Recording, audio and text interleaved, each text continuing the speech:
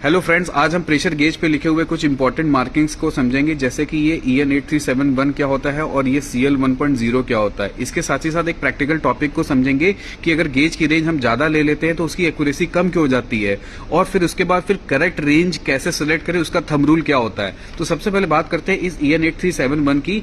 तो EN का मतलब होता है दोस्तों यूरोपियन स्टैंडर्ड, और 8371 स्पेसिफिकली ये बताता है कि बॉल्डन ट्यूब जो है इस प्रेशर गेज के लिए बनी है वो एक स्टैंडर्ड है। इसका मतलब है गेज का डिजाइन, टेस्टिंग, सेफ्टी और एक्यूरेसी जो है यूरोपियन नॉर्म्स के अकॉर्डिंग हुआ है। तो सिंपल वर्ड में कहा जाए कि क्वालिटी और रिलायबिलिटी को कंफर्म करता है। जिस गेज में ये नहीं होता उसकी क्वालिटी को आप क्लासीफाई नहीं कर सकते। अब बात कर लेते हैं इस CL 1.0 की। तो CL का मतलब क्या होता है, एक्यूरेसी क्लास, और 1.0 का मतलब होता है +- 1% एरर ऑन फुल स्केल।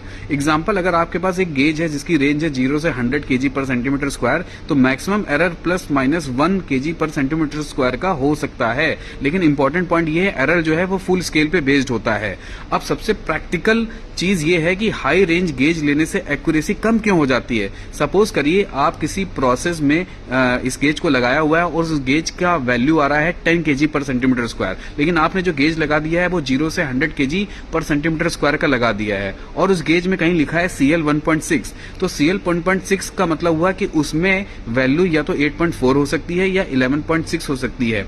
तो इसका मतलब क्या हुआ कि प्रेशर गेज की रीडिंग इसके बीच में होगी, एकदम एक्यूरेट नहीं होगी, क्योंकि इसकी एक्यूरेसी क्लास आपने ये सेलेक्ट करी है। रीजन सिंपल है, एक्यूरेसी जो है वो फुल स्केल पे बेस्ड होती है, और मैकेनिकल मूवमेंट जो बॉल्डन ट्यूब का होता है वो लो प्रेशर पे कम होता है, इसलिए उसका रेजोल्यूशन प्रॉपर नहीं आ पाता है। इसलिए ओवर साइज गेज को हमेशा अवॉइड करना चाहिए। अब लास्ट और इंपॉर्टेंट पॉइंट ये है कि करेक्ट रेंज जो है वो कैसे सिलेक्ट करें। अगर आपको ये पूरी डिटेल का PDF चाहिए तो आप कमेंट में गेज लिख दीजिएगा, मैं आपको पूरा PDF और SOP आपको सेंड कर दूंगा।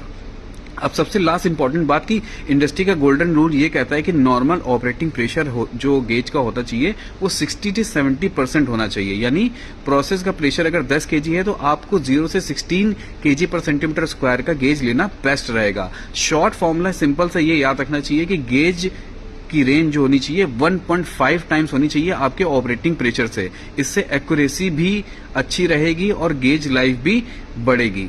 अगर आपको इंस्ट्रूमेंटेशन और ऑटोमेशन के प्रैक्टिकल कॉन्सेप्ट इजी लैंग्वेज में चाहिए हो तो हमारे चैनल को फॉलो जरूर करें और सब्सक्राइब कर ले। Thank you.